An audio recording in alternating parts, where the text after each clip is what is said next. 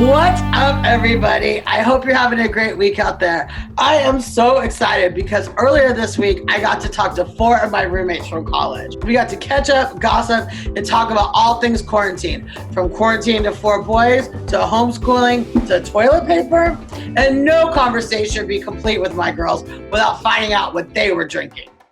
I was just going to ask you if you're drinking on this fine day, but I guess you are. You know, it's been a long day. You need a little, extra. We always have beer.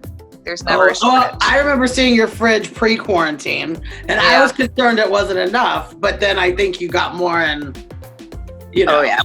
We call it the just in case. So we always got them, just in case we run out, but we never do. But see, Amy, that's good to be prepared. I mean, you're just prepared. That's all that is. That's right. It's a little early here. I mean, it's only, what are we talking here? 1:53. That would be, no judgment. Oh, okay. Champagne.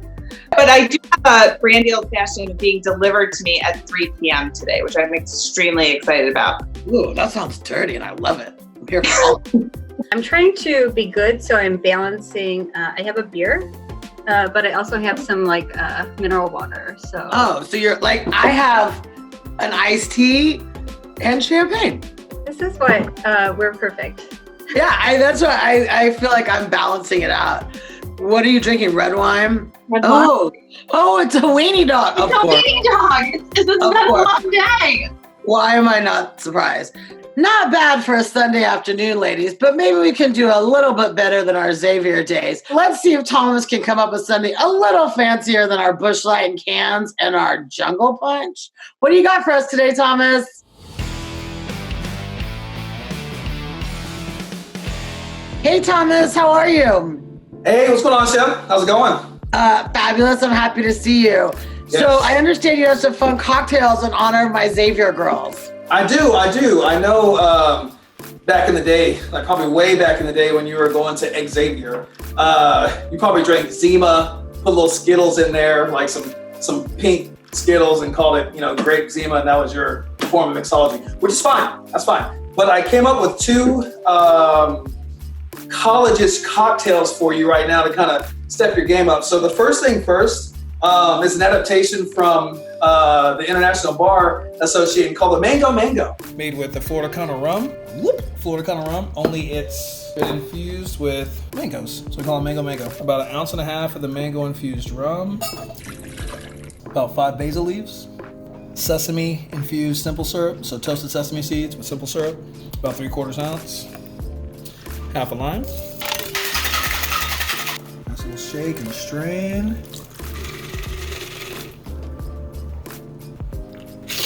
Garnish with a nice little basil leaf. You're good to go. And next, I figure that you know all about this trash can punch. Oh, yeah!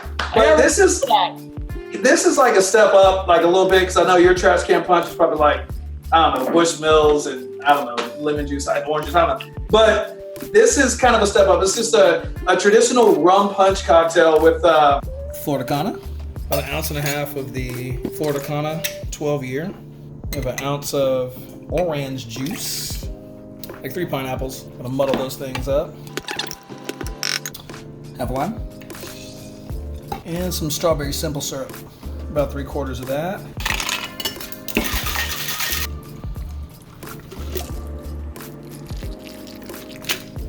Give it a mint. Kablam, son.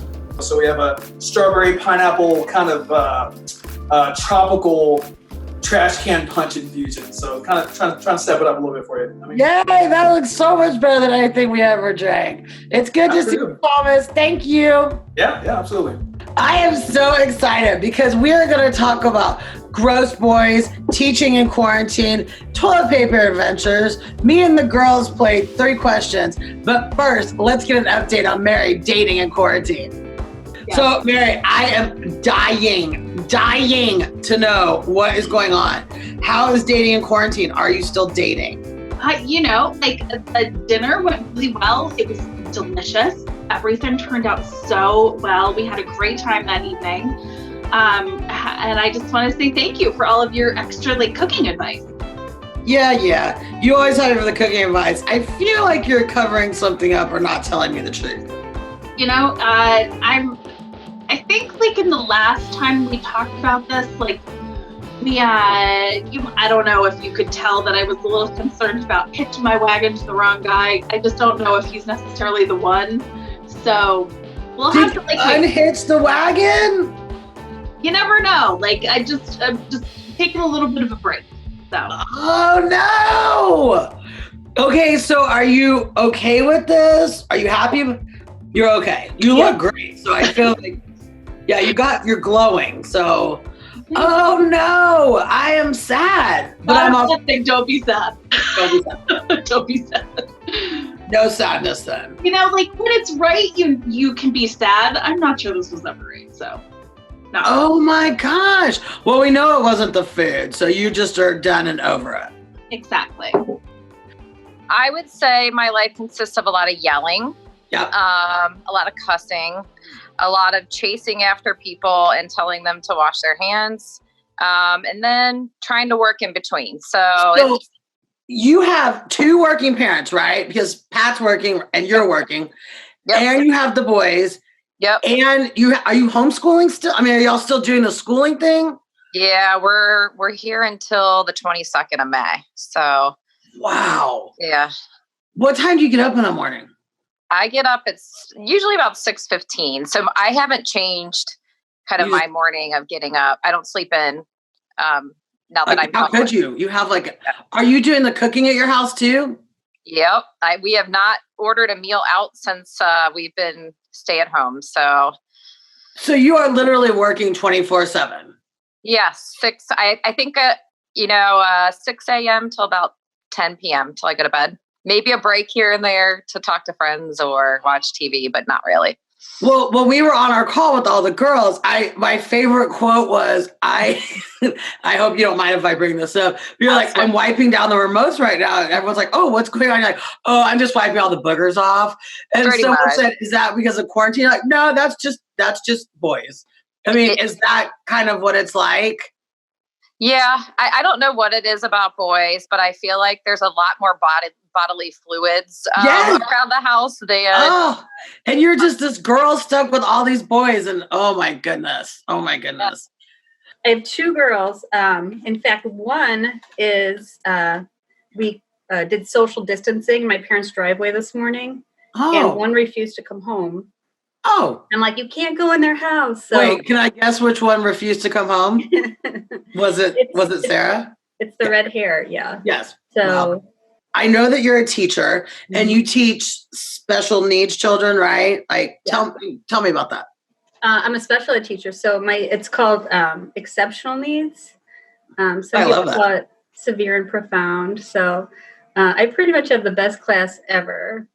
I have a lot of nonverbal students. I have a lot of kids with Downs and additional cognitive impairments. And so I miss them terribly. And how are you doing distance teaching? I don't know. I'm trying. There's really no guidebook. I've been really lucky. I keep joining all these Facebook pages with other teachers. What are you guys doing? So how hard is it? What's your day like? What time are you getting up? And it's not. My day isn't that bad. But I wake up at 7 and I have to shower because I do a morning meeting, just like we normally would at school. So I tape myself. They're terribly embarrassing, and no, you can't watch them. I think I can. I think that you're going to share that. I do the weather and the calendar. We talk about news. And we do a star student of the day, and basically I'm talking to myself the whole time. So, because all my students, their parents have different schedules, and most of the parents are used to working all day, but my students need, 24-hour care. Right. So somebody's at home with them at all times. So I tape myself so that then they can just watch it whenever. And then at 10 a.m., we do a live Zoom meeting. It's actually with your students? Mm-hmm. How many students do you have? I have 11, so I don't have I have participation from about half. But a lot of them just got computers a week ago. I've stood in their driveways, trying to put their Wi-Fi passwords in and stuff. Really? I give them worksheets and stuff, and Okay, so you are teaching your students all day, and then are you doing school with your girls? Yeah. So what's that like? How does that go? They, I mean, I'm lucky they have really great teachers, but my kids don't like to wake up in the morning. So, I seem to remember another person like that, but go ahead. So, like I tape my little, I call it taping, even though it's really just, I am. Right. And I do my stuff, then I wake them up, then I do my students' meeting because I let my kids say hello, in the back real fast. That's nice. And then my kids basically pretend like they've done their homework all day. So they're like, we're done. So then I like go onto their Power School or their, their Google Classroom, and I see that they're liars. So it's, it's great. They, one is doing, Sara is, my crazy one is normally terrible at school. And she's always telling me everything's done, but now that she can FaceTime with her friends all day, as long as she's doing homework, her grades have shot up. It's all about incentives, right? It's about how I expect nothing less from Sara than to take this opportunity to really learn and grow and find a new business or hobby or, cartel, whatever. I spent an hour and 15 minutes yesterday taking a knot out of her hair. Oh. Red hair. Yeah. And wow. I keep threatening I'm going to have it all chopped off, but nobody is open to it. I was just saying that threat is sort of empty. Although I cut Mama Beck's hair this week. I heard. I didn't become a teacher because I could never cut straight lines. So that's why this is like. Well, my mom's got a lot of layers in her hair. Okay, let's just put it that way. Yeah. When you talk about aesthetics, like I love how the way you look about things and talk about things. There is a rumor going around that you made your husband get rid of a very large roll of toilet paper because it was not aesthetically pleasing. Is this true or not true, Mrs. Frieder? It's 100% true. And okay, so that's full on. Like now, of course, like had he known that he had the foresight to buy gigantic rolls of toilet paper, I mean, the guy really, Are you getting any grief for this from Dave at all? No, because so I just have to explain this. It wasn't just the toilet paper because they were like this big. No, I know. They were industrial. I know. They don't fit on like your standard size toilet paper holder. So then in addition to getting these enormous boxes of toilet paper, he bought all these toilet paper holders. So as like somebody who like cares about the aesthetic and interior of my home, now empty toilet paper holders on the wall, but like this big freestanding 4-foot roll of toilet paper. And every one of my friends who would come over, they could not because they're like, Sara, you spend so many moments of your life concerned about like from the like hand towels in the bathroom to the That's what I love about you. And then he freaking comes in with this like ginormous roll of toilet paper. And people, we had like parties that people would come over. I would work tirelessly on like food and atmosphere and everything. And they'd be like, wow, that's the greatest roll of toilet paper. Okay. So speaking of toilet paper, there is a game that the Frieders play, correct? Yes, it does. Oh, yeah. So my husband, one of his greatest traits is that he has the ability to make up games on the fly all the time. Like the quarantine life for him, like it's just an opportunity to take any random thing in the house and make a game out of it. So we've done a lot of these. We've played with like sticks to see who can get it the furthest, like in the sidewalk bounce it off of this tree. And like we're doing this stuff all the time. But the one that is really stick is called toilet paper toss. And it has become a heated battle in my house. We stand at the top of the stairs. We each have our roll of toilet paper.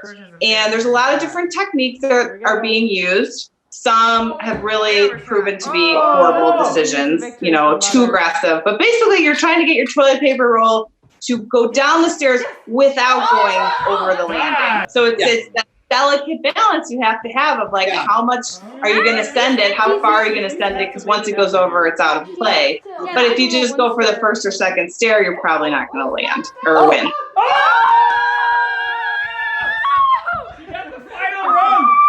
That's crazy.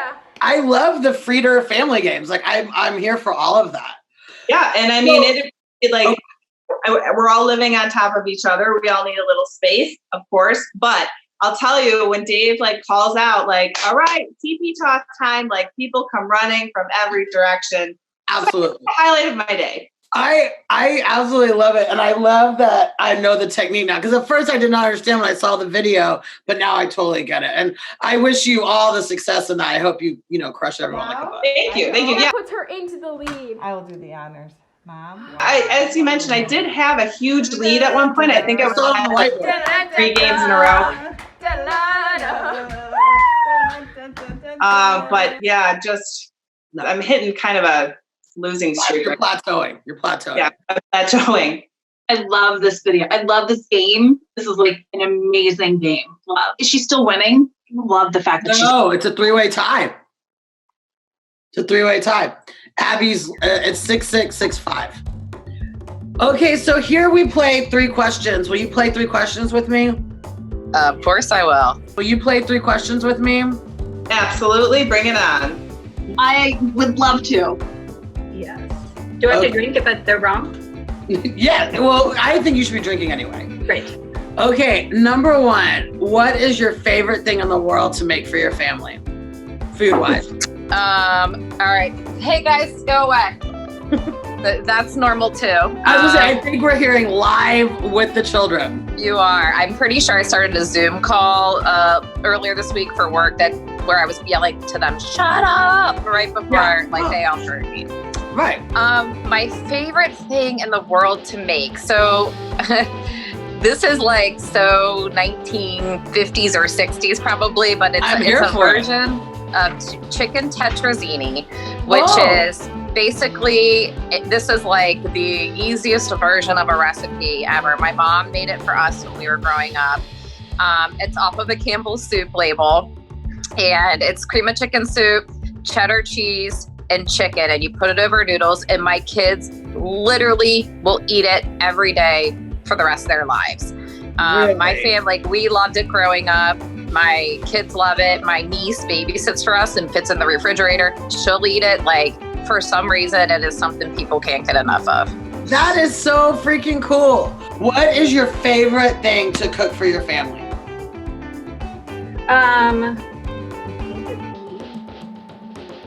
I don't. I cook a lot. Currently, I just got a delivery today from California of tangelos and avocados. Oh. So I'm currently, I have chicken in the slow cooker. Yum. And because my kids will eat tacos all day, every day. Okay, so tacos. So I put some of the some of the citrus juice in there, and then we'll have tacos tonight with avocados. So are the avocados fresh avocados? Because the last time I was on the phone with you, you had frozen avocado pulp. I don't know. I'm sorry. Aldi has lots of interesting things, and I try everything that they offer because they've never really steered me wrong. Though those avocados, I don't know what the deal is. They were so watery. They were frozen. Well, I let them thaw. Oh, okay. And what's the wine you drink? Farting Owl or?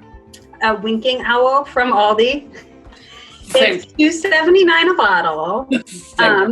And I was so mad. I ordered the online delivery service or whatever. Right. And all these people are doing the jobs that have never done it before because they're just trying to make ends meet.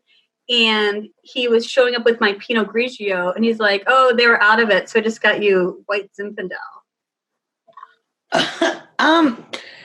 I see that's a problem. However, when you're drinking something called Farting Winking Owl, I don't know that that's so offensive. Respect the owl, Blythe. I don't understand. My apologies. What is your favorite thing to cook for your family? I make a chicken meatball and spaghetti, and it's awesome. Okay. And my kids love it, and I've actually fed it to my friends before. And you're going to totally roll your eyes when I tell you what I do because it goes hear. Against everything you believe in. But it's like ground chicken breast, and then I shred zucchini and breadcrumbs and Parmesan cheese and lots of seasonings. And then I fry them in olive oil. And I just buy like this really delicious sauce. Well, sometimes I make it, but most of the time I just buy it. And it's just so good. And I feel like it's healthy and the kids love it. So yeah, chicken and meatballs. In fact, I was just doing my shopping list and my son just came up to me and asked for that this week. So, oh, that's so great. I love that. Okay. What is the one thing that you are cooking the most of while in quarantine? Unfortunately, pasta, and I'm going to be carved up by the time this is done. So pasta is your jam. Yeah. Pasta's my jam. Yeah. Okay. Tell me the one thing that you cannot get your family to eat no matter how hard you try. Vegetables. None. Nothing. Not my husband even. Like he's adverse to onions, peppers, mushrooms. So I make sure they eat a lot of fruit, and then I load up on the vegetables. But yeah, we're still fighting that battle. Wow, that's interesting. So no vegetables at all. So is it meat? Are you just eating meat and cheese? I mean, your husband is from Wisconsin. Meat, cheese, noodles. Yep, bread. Yep. Pretty much anything brown is kind of what their plates look like. So they're boys. I mean, that's right. Like. Okay, another question for you. What is the one thing you cannot get your family to eat no matter what? I don't know. They'll eat anything. That's good. That makes you happy. They like oysters. Really watery ass avocados that came from the freezer. They won't eat kimchi. Shocking, because they have an Asian relative. That's just shocking, actually. I know. Yeah, they won't eat. They pretty much eat everything. That's awesome. They're very expensive girls. Like I don't know who's going to take them off my hands one day because they're like, "Can we just get some rolls tonight or some?" They're good eaters. Okay, what is the one thing that you cannot get your family to eat no matter how hard you try? That's a good question.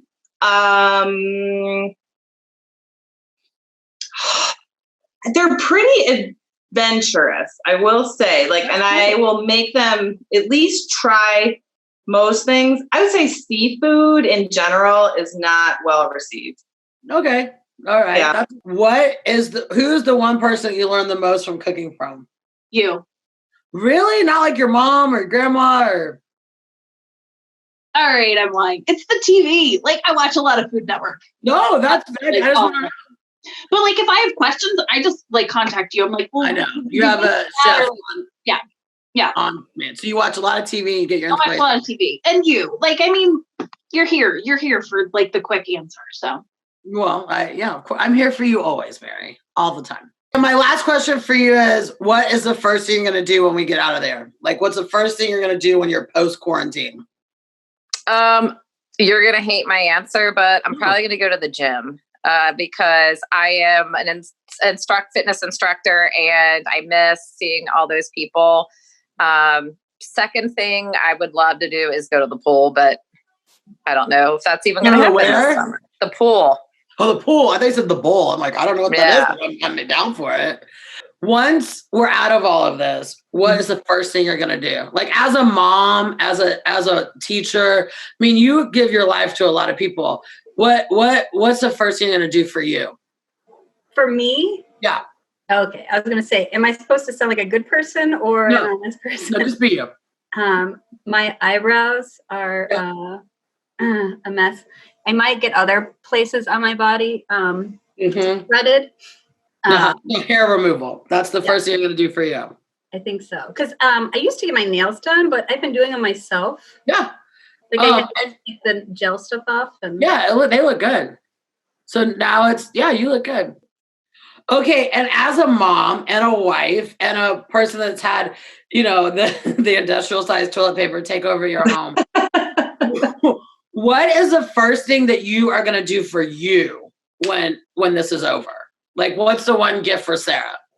Oh, gosh. I cannot wait to just go back to my hot yoga class. Like I am just dying to get, and I miss the smell of it. I mean, it was like probably some mix of weird essential oils and body odor. And I don't care what it was. That reminds me of many boys you dated in college, but I love that. That's probably why. That reminds me of so many boys. Yeah, I mean, I've tried to like recreate it in my own home, and I saw your heater. I thought that was cool that you tried to. Yeah, no, and it is. It's I've done my best, and I think especially because you keep your eyes closed for so much of yoga that I can actually try to pretend that I'm somewhere else. But no, I miss being with other people, doing all the same thing, finishing all at the same time, like having that feeling of being together in something, rather than so isolated. But and I just want to hug a bunch of people. I just want to hug so many people. Finally, once you get out of here, what is the one thing you're going to do for yourself? Like, what is the first thing you're going to do for yourself? Not for work, not for the dog. Like, what is the one thing that you're going to do? I still think I might stick to my original answer from the last time we talked and just go sit at a bar and talk to strangers. Like I kind of just miss that random interaction with people, grab some friends, go grab a drink. I live walking distance to a couple of bars. So it's just when I head up the street and go hang out and have some fun. I love you. Thank you so much for coming and talk to me. I miss you. I miss you so much. I love you. I love you so much. I miss you so much. I love you so much. And I'm so grateful. I love your basement. I cannot wait. If I'm invited, I can't wait to come over and see it. Oh my God. Door is always open. Well, I mean, not, but eventually. Yeah. I love you so much. Thank you for coming and seeing me. I miss you. The one, I guess, bright side of this is I love that I've been able to talk to all you so much more than we have in the past. So I think it's the greatest thing that's come out of it. I was telling Nathan that I was like, if you had to pick a pink lining, it's the fact that we get to see each other and talk to each other. And, I love it. And so I love you and I'm so grateful for you. Thank you. Love you too. Much. Thanks for letting me talk to you. I have a quick question for you. If you had, now that you are my newest married friend, do you have any dating advice, marriage advice, relationship advice? Oh. That I could say on camera? No. No, I mean, it's the Nathan, no, because he's the best one. In the relationship, there's always the great one and then the one, he's the great one. I got so blessed and so grateful, and no, I'm a terrible partner. No.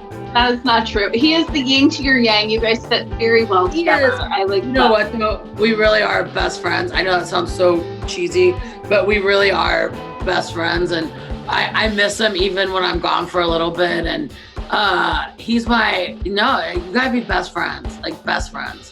That was the advice that my mom gave me when I was younger. She just said, whenever you get married, make sure you marry your best friend. And that's how she always felt about it. I did. I really feel like that. But I wake up every day going, oh God, please don't regret this decision.